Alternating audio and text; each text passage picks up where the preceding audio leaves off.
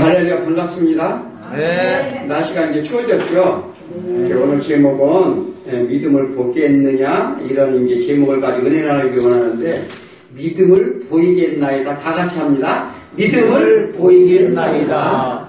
자, 다시 한번 합니다. 믿음을 보이겠나이다. 믿음을 보이겠나이다. 자, 우리가 이 살면서 그래요. 우리가 어디서 왔고 어디로 가야 하는지 이렇게 생각해 보았다면 그래도 깨달을 수 있는 지혜가 있다고 생각을 듭니다. 이 서민들이 하는 있어요. 소크라테스나 동자나 이 석가모니가요. 이 문제를 고민을 했어요. 그래서 이 물리학으로도 봐도 우리 물질 세계라는 것이 물질이 있잖아요. 음이온과 양이온으로 만들어졌습니다. 그러니까 우리가 티끌로 만들어졌다고 그랬죠. 그럼 이 티끌을 분리를 해보면 티끌을 이제 우리가 보이지 않는 먼지를 티끌이라고 그러죠. 티끌을 쪼개고 수만 번, 수억 번을 쪼개도 음이온과 양이온이 붙으니까. 음이온은 뭡니까?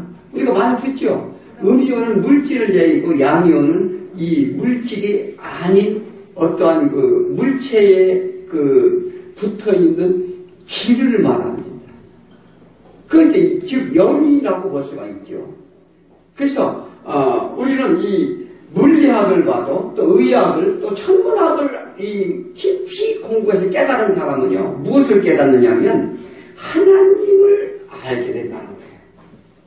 그래서 각자의 방향에서 가는 길과 연구하는 길이 달라도 결국은 어디에서 만난다? 결국은 하나님 앞에 만나게 된다는 것입니다. 이 신기한 상황이죠. 그래서 깨달음을 얻는다는 거예요. 그래서 어떤 방면에 어떤 무엇인가에서 내가 무엇을 할 것인가를 깊이 연구한 사람은 이구동성으로 할 수 있는 얘기가 이런 얘기를 합니다. 그렇게 깊이 안 들어가서 잘 모르겠어요.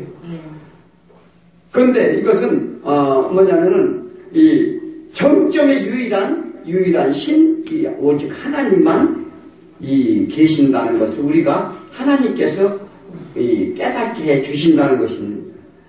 그래서 그런데 반대로 이 세상 사는 동안 그저 오늘과 같은 내일과 같은 하루하루를 살아가는데 급급한 이러한 인생들이 너무나 많아요. 뭘 할까? 또 무엇을 즐길까? 또 이렇게 인생을 산다면 우리 인생은 공허와 허무뿐이라고 말합니다. 이는 왜 그렇습니까? 이 물질의 세계는 늘 부족하기 때문에 그래요. 이 세상에 성경적으로 말씀드리자면 세상에 의인은 없기 때문에 그렇습니다. 그런데 신앙이라면 제일 큰 관심사가 있어요. 우리 누가 천국에 갈 수 있는가? 제자들도 물어봤어요. 또 유대인도 부자 청년도 와서 예수님한테 물어봤어요. 어떻게 하면 영생을 얻을 수 있고 천국에 갈 수 있는가 물어봤습니다. 또한 신앙인이 아니더라도 미래에 대한 소망과 걱정 그리고 관심사일 수밖에 없습니다. 미국에 엘리킴이라는 이 토크쇼가 있어요. 거기에서 이제 그런 프로그램이 있는데 유명한 이제 쇼 프로그램 담당입니다. 그 미국 방송을 듣는 사람은 좀 많이 알고 있더라고요. 그런데 어느 날 천국에 관한 문제를 넣고 토크쇼가 열렸어요. 거기에는 이제 출연자가 이 잔 메가더라는 목사님과 또 그 다음에 천주교에서 나온 신부 그리고 이슬람교에서 나온 사제 또 그리고 일반인 또 그리고 전화 이제 청취자 뭐 이렇게 여러 사람들 모여서 진행을 합니다. 엘리킴이 묻습니다. 천국에 가려면 어떻게 갈 수 있는가가 라는 것이 주제였어요. 먼저 이 목사님에게 물어봅니다. 그런데 물어봤을 때 그 목사님은 뭐라고 대답했을까요? 예수 그리스도를 믿지 않으면 갈 수 없다 이렇게 말을 합니다. 그때 진행자는 뭐라고 말합니까? 아니 그러면 다른 종교는 천국에 다 갈 수 없지 않느냐 이렇게 반문합니다. 그런데 이 잔메가더 목사는 뭐라고 얘기를 하느냐? 나는 그렇게 말하고 있으니 나도 그렇다고 답할 수밖에 없다. 예수 그리스도가 통로요 길이다. 길이요 진리요 생명이다. 예수 그리스도로 말미암은 자는 천국에 올 자가 하나도 없다는 말씀이 성경에 있기 때문에 나는 그 성경을 믿습니다. 이렇게 얘기했습니다. 이때 신부가 말합니다. 예수님을 믿어서도 가지만 꼭 그것만은 아니고 선행을 열심히 행하면 덕을 열심히 끼치면 천국에 갈 수 있다. 불교에도 뭐라 합니까? 덕을 쌓으면 극락에 갈 수 있다고 말하지 않습니까? 일반 수련자가 나서서 하는 말이 있었습니다. 뭐라고 그러느냐? 자기 생각은 천국에 들어가는데 일정한 조건이 좀 있지 않겠느냐? 인생살이의 점수를 매겨 도덕, 윤리, 선행 모든 것들을 그런 상급자에게, 즉 우리가 시험을 본다면 60점이면 낙제 점수가 아니냐. 그러니까 인생이 낙제 점수를 넘으면 천국에 갈 수도 있다고 나는 그렇게 생각을 한다. 이렇게 얘기합니다. 참으로 어처구니 없는 얘기들을 하고 있어요. 그런데 그렇게 눈먼 사람들이 허다한 것입니다. 이사야서 40장 7절에 뭐라 합니까? 눈먼 자들의 눈을 밝히며 갇힌 자를 감옥에서 이끌어내며 흑암에 앉은 자를 감방에서 나오게 하리라. 누가? 내가라는 겁니까? 예수 그리스도가. 이사야 선지자를 통해서 주의 종이 오는데 그 사람이 그렇게 한다는 거예요. 우리가요, 중국에 탁구하면 우리가 못 이겨요. 그죠? 올림픽하면 맨날 쉽니다. 그래서 이제 중국에서도 이제 탁구 선수가 대표팀에 못 들고 그저 5, 6등 이렇게 국내 중국에서 하는 선수 같으면 우리나라를 기여하고 싶어요. 왜? 거기서 대표를 뽑지 못하기 때문에. 우리나라 양궁을 잘하죠. 양궁 선수가 이 올림픽 가서 금메달 따는 것보다 국내 선발전이 더 어렵다고 해요. 그만큼 실력이 고만고만한 사람들이 많기 때문에. 그런데 이제 기회를 주질 않는다. 또 아프리카 선수가 달리기를 잘해요, 요즘. 뭐 마라톤 하면 옛날에 손기정이 우리 금메달 땄는데 지금은 상대가 안 돼요. 그런데 그들이 기회를 주진 않는데 어떻게 하느냐면 그들이 아무리 기량이 출중하고 뛰어나도 우리나라의 대한민국 국민으로 올 수가 없어요. 어떻게 돼요? 기와의 이유와 조건이 돼야 돼요. 또 일정한 기간에 체류도 있어야 되고 이에 합당한 조건을 충족해야 됩니다. 그런데 그렇게 해야 우리나라 이 국민이 돼서 대표 선수로 나가서 국가에서 뛸 수가 있는데, 그런데 천국은 어때요? 천국의 주인이 누굽니까? 그 천국의 주인이 없나요? 주인이 없으면 아무나 가지. 그렇잖아요. 그런데 그것의 주인 되시는 하나님이 계시다는 거예요. 그런데 계시는데 하나님 법에 합당해 가요? 그렇지 않아요? 가요? 그 기준에 하나님의 법에 합당해 가지 않겠습니까? 이 누구나 다 천국에 가기 소망합니다. 그런데 각 종교마다 천국이 있다 외치고, 불교에서는 극락이 있고 이 다른 모든 것이 각기 주장을 합니다. 그렇다면 천국이 여러 개가 있어야 돼요. 그렇잖아요. 그러면 각 종교마다 천국을 다 건설해 놓고 믿는 사람은 거기다가 따로 별도로 데려다 놓고서 그렇게 하나요? 천국이란 한마디로 얘기해서 하나님 나라가 천국입니다. 그 하나님 나라의 어려운 수학고기식이나 우리의 재능이나 우리가 공로로 갈 수 있지 않는다는 거예요. 하나님 나라는 간단하게 말씀을 하자면 하나님의 아들을 믿고 세상 것을 버리고 따라오는 자, 그냥 믿고 따라오는 자에게 영생을 얻게 하라. 그래서 요한복음 3장 16절에 뭐라고 말씀하셔요? 하나님이 이 세상을 사랑하사 독생자를 주셨으니 이를 그를 믿는 자마다 멸망하지 않고 영생을 주려 하심이라 이렇게 말씀하셨습니다. 어떤 종교를 믿어도 결국 종말에는 하나님 앞에 서게 된다는 것입니다. 애당초에 말씀하셨죠. 무엇을 열심히 연구를 해본 결과 결국은 하나님 앞에 서게 되더라. 하나님의 뜻이 보이더라. 이런 것입니다. 천국의 기준은 우리들의 기준이 아니고 하나님께서 정하셨다는 것을 믿으시기 바랍니다. 자, 오늘 본문에서 한 과부의 이야기가 나오죠. 억울한 일을 당한 한 과부가 있었습니다. 그 여자는 자기 억울함을 들어줄 사람이 없었어요.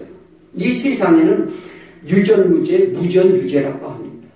돈이 많고 빽이 있고 그러면은 죄가 커도 작은 감형을 받아요. 작은 죄를 억울함. 그러나 죄가 없어도 죄를 덮어써가지고 큰 죄값을 받게 됩니다. 돈도 없고 빽도 없는 기댈 거 없는 처지인데 그 거울에 하나님을 모르고 하나님을 두려워하지도 않는 그러한 불의한 재판관이 있었다고 합니다. 그 재판관을 찾아가 하소연을 해도 전혀 들어주지 않았다고 그랬어요. 그 재판관은 돈도 좀 갖다 주고 좀 힘도 있고 있는 사람이 부탁을 하면 다 들어주고 그러니까 불의하죠. 하나님도 두려워하지 않고 사람도 무시하고. 그런데 이 과부는 가진 것도 없고 할 것도 없었어요.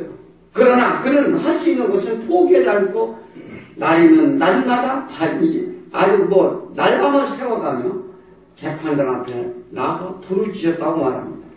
내 원한을 풀어주소서. 그러니 이 재판관이 어떻게 생각해? 내가 하나님도 어떤 사람도 무섭지 않은데 저 여자 때문에 내가 정말 마음이 괴롭구나. 만약에 또 저렇게 졸로다니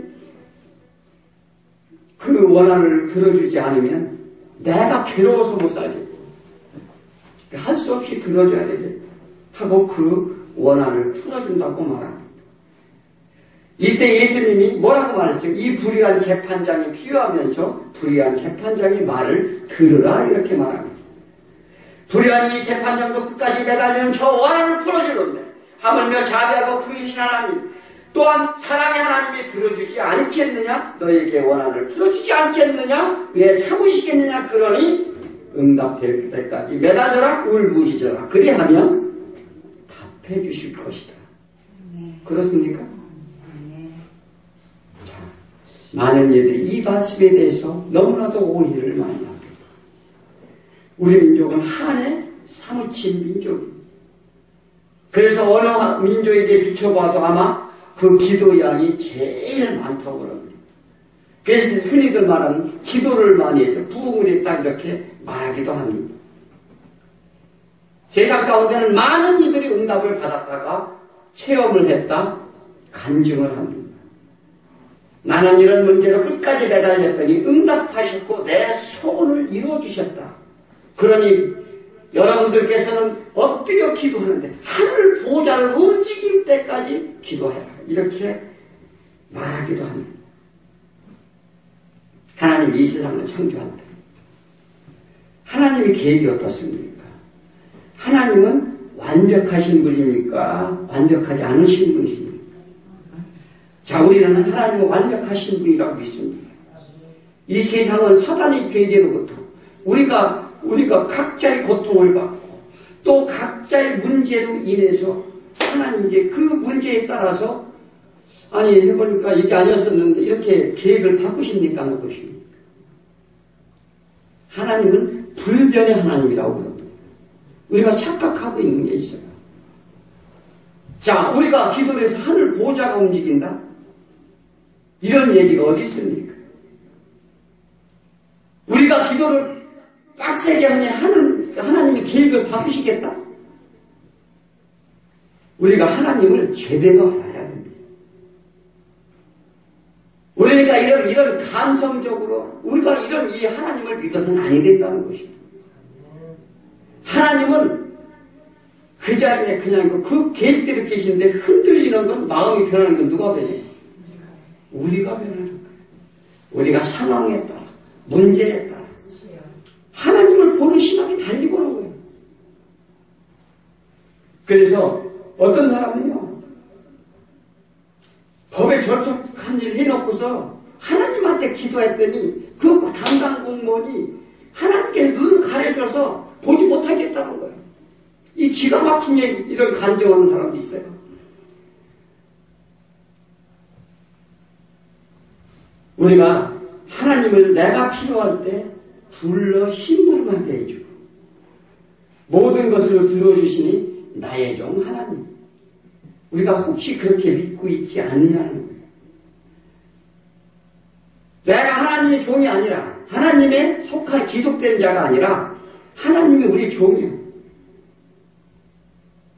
우리가 뭐가 풀리지 않으면 하나님 와서 해결해 주세요. 우리가 늘 이렇게 하지 않습니까? 그죠? 누구도 구원하지 못하는 거죠. 그래서 우리는 하나님을 제대로 알아야 됩니다. 그럼 우리는 어떻게 기도해야 될까요? 첫째는 공의의 하나님이심을 우리는 반드시 알아야 됩니다.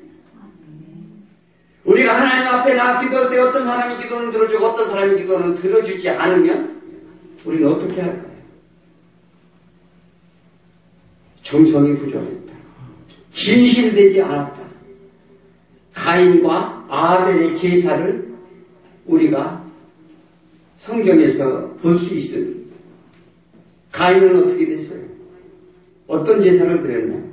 또 아벨은 어떤 제사를 드렸나요? 뭐 어떤 예는 짐승의 피제사를 드려서 제대로 된 제사다. 이렇게 말하기도 합니다. 야고보서 1장 6절에 오직 믿음으로 구하고 조금도 의심하지 말라. 의심했기 때문에 응답이 없다. 야고보서 4장 3절에 구하여도 받지 못하면 정욕대로 잘못 구합니다. 내 사역으로 인하여 응답이 없다. 우리 여러 가지로 말을 하고 성경 말씀도 있습니다. 예전에 흔히 하나님이 이 보좌가 움직이도록 기도하라. 우리 맹목적이 우미한 그러한 신앙을 버려야 된다는 것입니다. 우리가 날마다 부르짖으니 하나님이 귀찮아서 보좌를 움직이시나요? 불의한 재판장 마냥 날마다 밤낮에 가서 부르짖으니까 귀찮아서.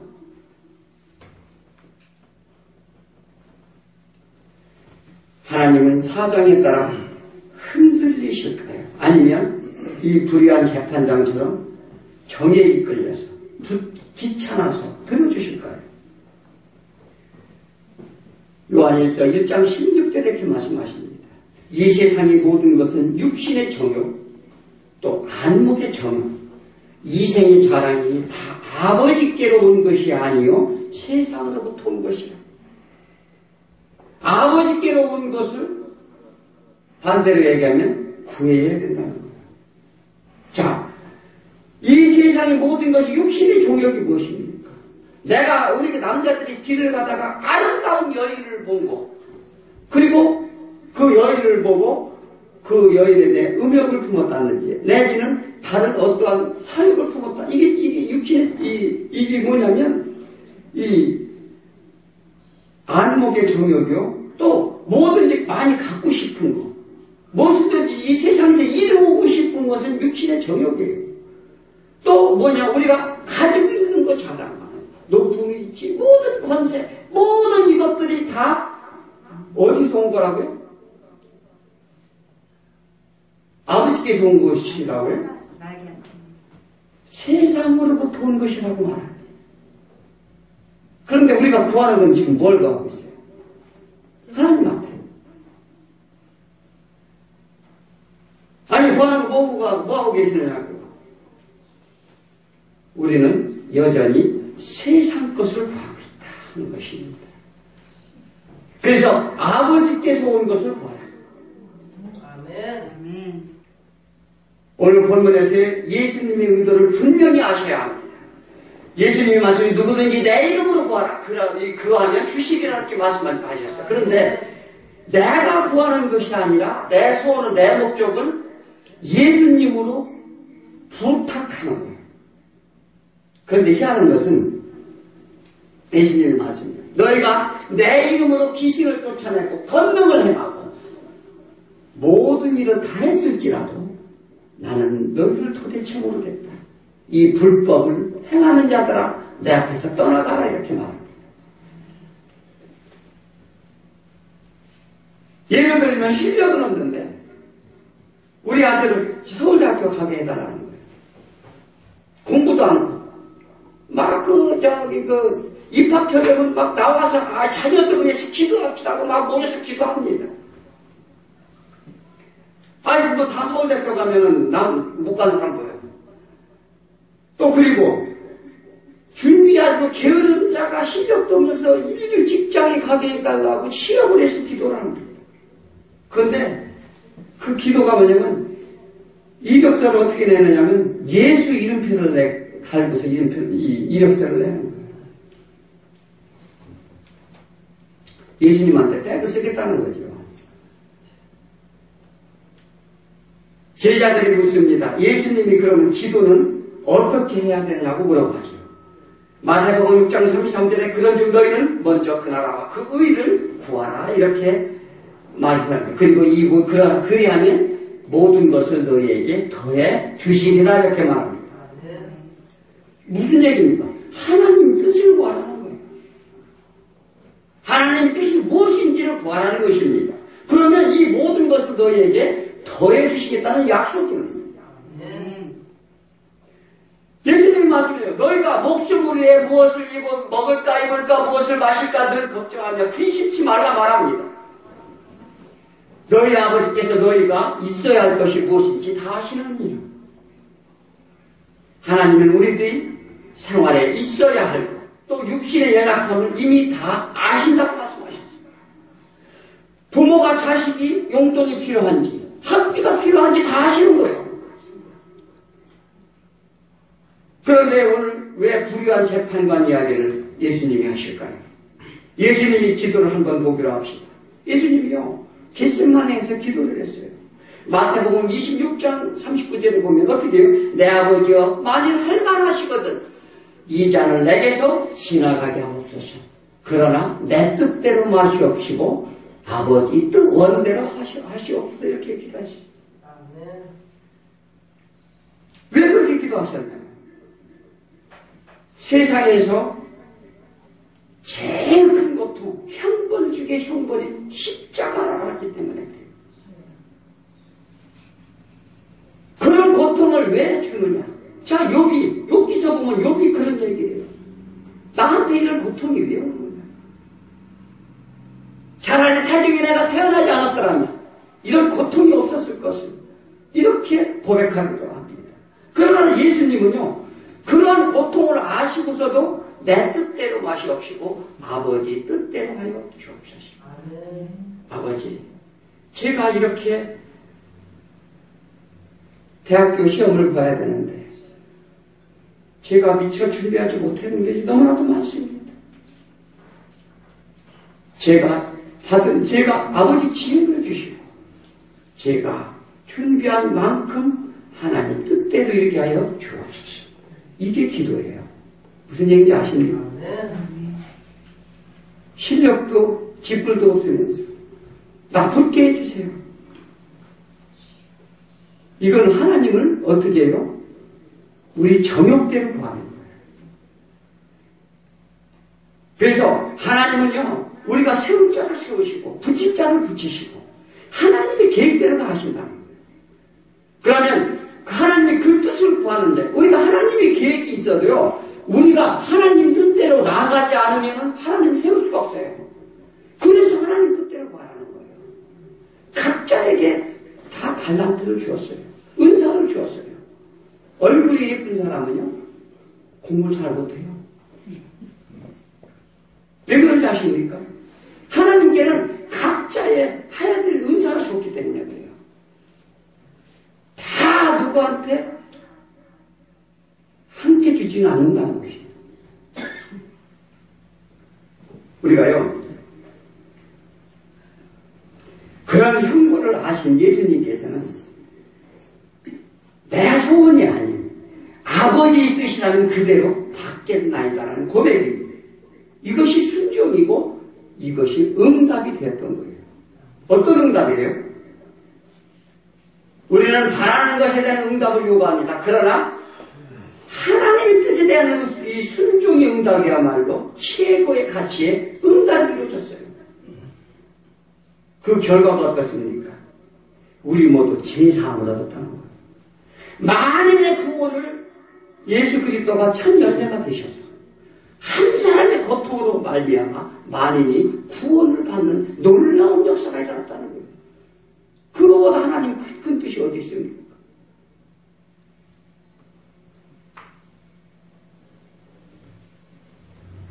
예수님이 가르친 주기도문이 있어요. 주기도문입니까? 첫째는 무엇입니까? 하나님의 영광을 돌리는 기도입니다. 또 일용할 양식을 달라니까. 그러니까 내가 너무 풍요롭지도 말게 하시고 궁핍하게도 하지 마옵소서. 왜? 너무 배고파도 하나님을 잃어버릴까 염려되고 너무 많은 것을 가짐으로 하나님을 버릴까 염려되기 때문에 돼요. 그래서 일용할 양식. 만나를 어떻게 줬어요? 그날 먹을 것만 줬어요.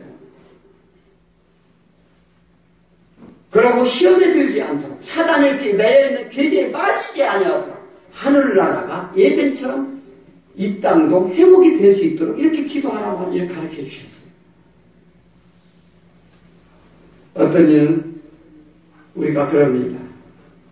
이 신앙생활이라는 것이 우리가 무엇을 얻고자 만약에 세상 것을 얻고자 이 신앙생활을 한다면 절대 하나님을 만날 수가 없음을 우리는 아셔야 됩니다. 이 땅에 회복되기를 모든 개인이 회개하고 나오도록 죄로부터 용서함을 받는 그런 구원의 기도가 필요하다는 것입니다. 두 번째는 얼굴함을 부르짖어야 합니다. 이 7절을 한번 같이 읽겠습니다.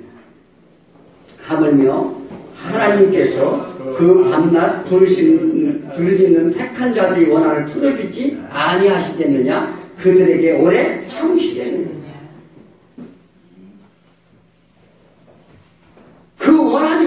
그 원한이 뭡니까? 여러분들 그 원한이 맺힌 게 뭐 있습니까? 오늘 이 과부라서 먹기 살기 힘들어서 남들이 핍박해서 그렇습니까?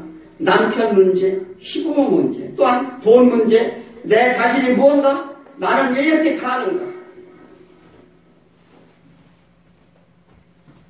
이 세상의 삶의 문제는 늘 있습니다. 그리고 억울함이 너무나도 가득합니다. 다 억울하지 않은 사람 없지요. 인생을 뒤돌아보니까, 내 인생은 뒤안길을 뒤돌아보니까 정말 이렇게 억울한 인생을 사는 경우가 너무나도 많이 있었을 것입니다. 그런데 그렇게 된 원인이 있다는 것입니다. 몸이 아프면 진통제를 먹고 참기만 한다고 그 질병이 낫는 것이 아닙니다. 그 원인을 알고 그것을 치료해야 된다는 것입니다. 이스라엘 민족은 400년간 노예살이를 했습니다. 그 과정 중에서 출애굽기 3장 7절에 여호와께서 이르시되 내가 애굽에 있는 내 백성의 고통을 분명히 보고 그들의 감독자로 말미암아 부르심을 듣고 그 근심을 알았느니라. 그러니 내가 모세 너를 보내노라. 그들의 근심이 무엇이었습니까? 자유 없는 노예였다는 것입니다. 흔히 애굽은 세상이라고 우리가 표현을 합니다. 즉 하나님이 떠난 죄인이 사단의 세계에서 매여있어 종로하는 원한의 고통 소리라는 거예요. 원인은 여기 있다는 것입니다. 우리가 왜 이 땅에 있습니까? 이스라엘 민족 왜 부르짖었나요? 노예의 고통, 삶의 핍박으로 인한 괴로움이었습니다. 이 과부는 왜 과부가 됐나요? 신랑이 어디 갔어요? 모든 세상이 억울하게 만든 것입니다. 즉 사단의 계계였다는 것입니다. 우리들은 왜 세상의 고통을 받아야 합니까? 날마다 먹을 거 입을 것을 왜 근심해야 되나요? 아무리 수고하고 노력해도 늘 왜 우리는 가난합니다. 아담이 선악과를 먹고 선악과가 무엇입니까? 선악과를 먹으면 눈이 밝아지기라. 선과 악을 구별되게 되죠. 이 얘기는 무슨 얘기냐면 선도 행하고 악도 행하고 그래서 무엇인가 구분해서 내가 의로워지겠다는 거예요. 그 얘기를 하는 거죠. 하나님 없이도 할 수 있다는 미혹된 사단이 괴계였어요. 그리고 이것은 뭐냐면 하나님이 떠난 자들이 할 수 없다는 것을 알게 하기 위한 하나님의 방법이기도 합니다. 우리는 에덴 동산에서 생명나무를 먹어야 살 수가 있었어요. 그럼에도 불구하고 우리는 그런 사단의 계획 속에서 이 땅은 사단의 권중 권세를 잡고 우리의 싸움은 영과 육의 싸움이지 육의 싸움이 아니라 영의 싸움이라고 말씀하시지 않습니까? 우리가 이 고통이 오는 것은 결국은 어디였냐면 사단의 계획이에요. 우리가 조그만 일, 어떠한 일 가운데 우리가 날마다 넘어지고 힘들고 고통받고 문제 일으키는 것 자체가 왜 오느냐? 우리의 죄 때문에 그렇다는 거예요. 이 죄가 어디서 옵니까? 내 욕심, 고집, 내 자아 이런 것들 누가 주는 거예요? 다 사단이 기계에서 온 거예요. 우리는 원래 그렇게 하나님이 지음받지를 않았어요. 세상의 문제를 해결했더니 더 큰 문제는 왜 일어날까요? 그리고 왜 다투면서 우리는 살아야 됩니까? 그럴 때마다 하나님께 우리는 해결해달라. 못 살겠대. 하나님 어떻게 해주십시오. 진통제 좀 주세요. 젊은이 애가 젖달라고 하실 것입니다. 부모가 아이를 젖을 달라면 주겠지요. 그러나 다 큰 아이가 군대 갔다 온 아이가 엄마 젖 주세요. 이러면 되겠느냐? 이사야서 61장 10절에 내가 여호와로 말미암아 크게 기뻐하며 하나님으로 말미암아 즐거워하리니 그가 구원의 옷을 내게 입히시며 공의의 겉을 내게 더하시니 신랑이 사모를 쓰며 신부가 자기 보석으로 단장함을 갖게 하셨습니다. 이 과거가요. 신랑이 떠나가서 그런 거예요. 신랑이 없었어. 무슨 얘기인지 아시니? 왜 고통을 받느냐? 이 신랑이 오면은 겉옷을 신부의 단장으로 입혀주겠다는 거예요. 고통이 없게 해주시겠다는 것입니다. 그래서 뭐라고 하냐면, 이사야서 11장 가난한 자에게 아름다운 소식을 전하게 하려 하시니라. 나를 보내서 마음에 상한 자를 고치시고, 포로된 자에게 자유를, 같은 자에게 노임을 선포하려 하시니라. 예수님이 해당에 모이는 자들에게 말씀하셨어요. 누가복음 4장 21절에 이 글이 너희에게 임하였느니라. 예수님을 붙잡고 예수님이 내 안에 계시면 그런 고통으로부터 다 벗어날 수 있다는 것입니다. 그럼 뭘 기도해야 돼요?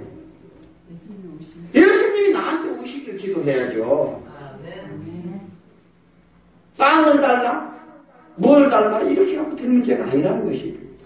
그것은 임시 처방약이에요. 그렇잖아요. 그래서 우리는 하나님을 예수 그리스도가 누군지를 정확하게 알고 예수 그리스도를 찾고 우리가 의지할 때 그 진리 안에서 우리가 자유함을 얻고 진정한 믿음으로 달려갈 수 있다는 걸 믿으셔야 되는 거예요.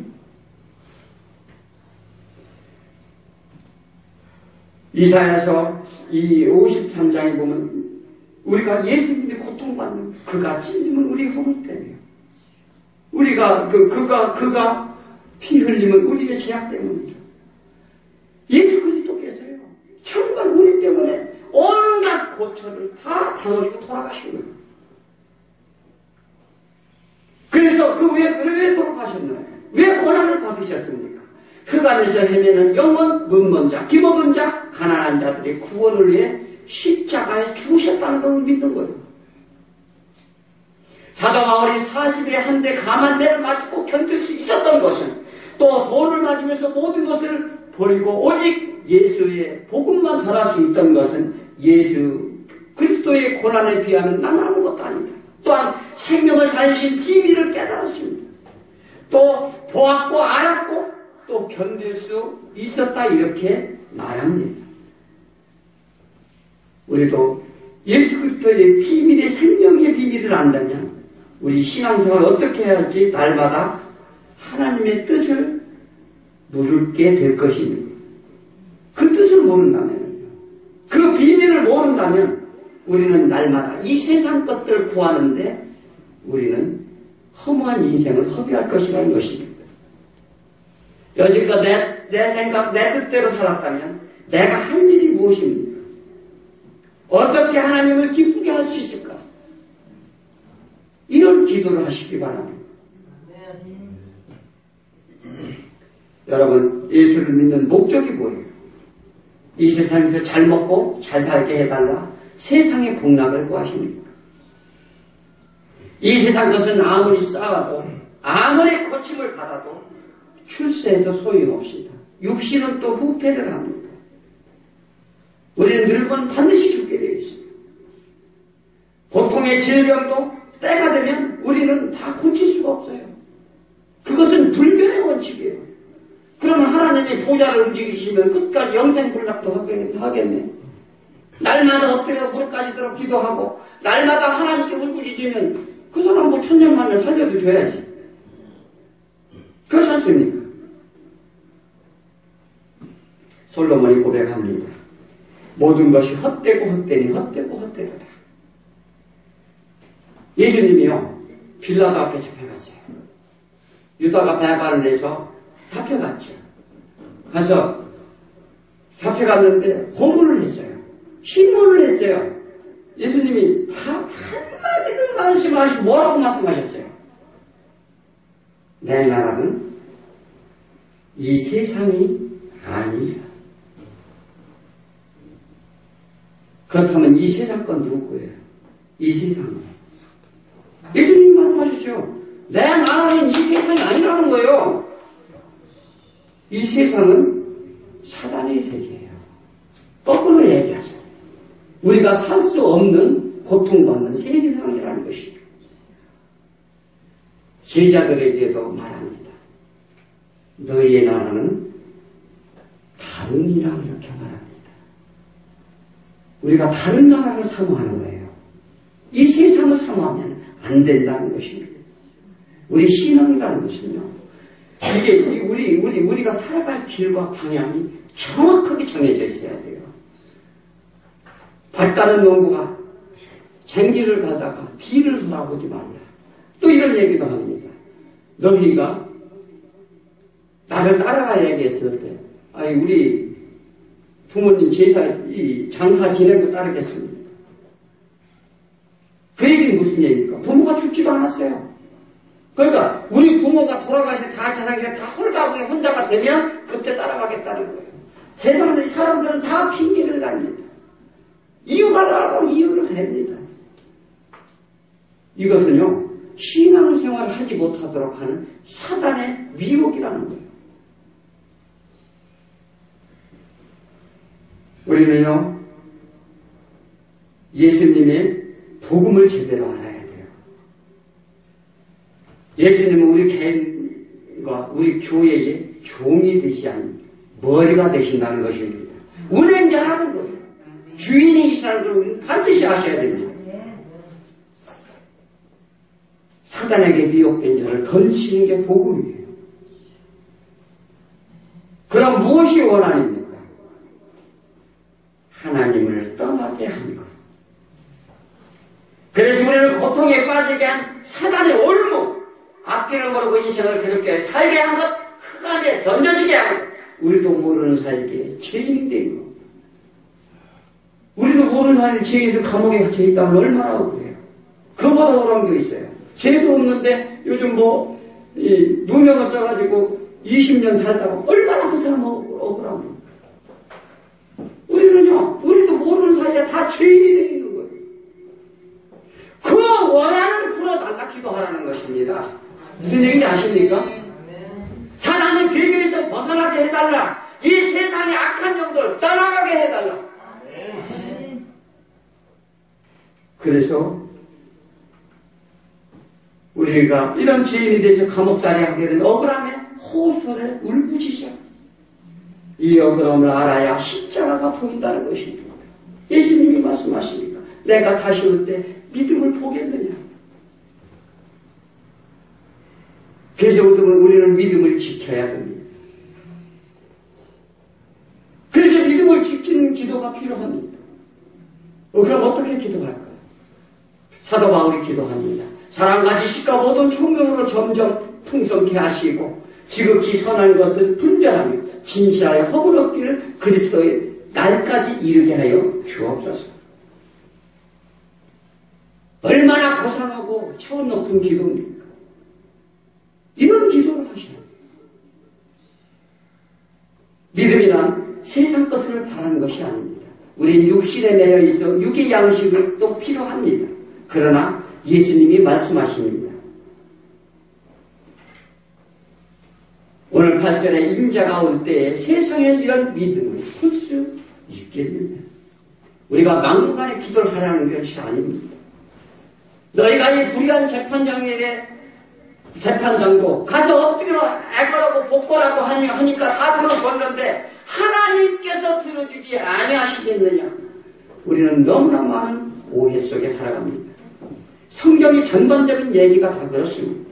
하나님의 진실한 뜻, 하나님 예수 그리스도가 오셔서 우리에게 어떤 의미로 어떤 뜻으로 말씀하시는 정확하게 아셔야 된다는 것입니다. 영혼의 갈급함을 구하는 그런 믿음이 과연 복이겠느냐, 이 얘기를 하는 거예요.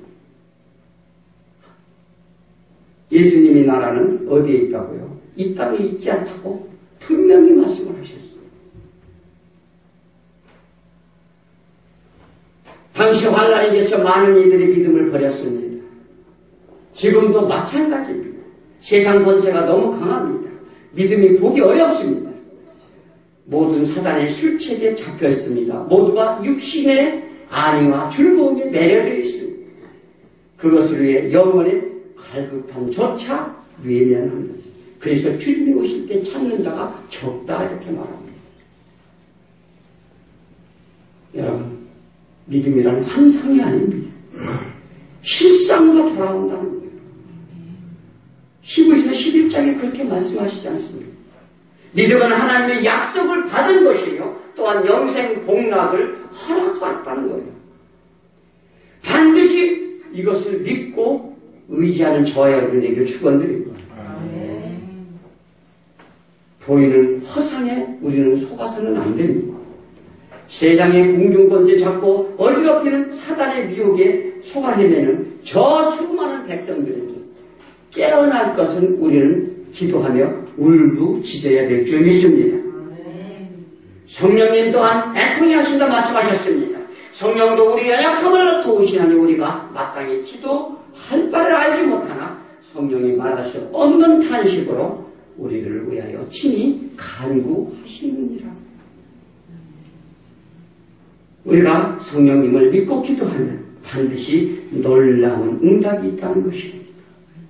우리 모두 믿음의 고백을 하는 저와 여러분이 되시기를 축원드립니다. 기도하겠습니다.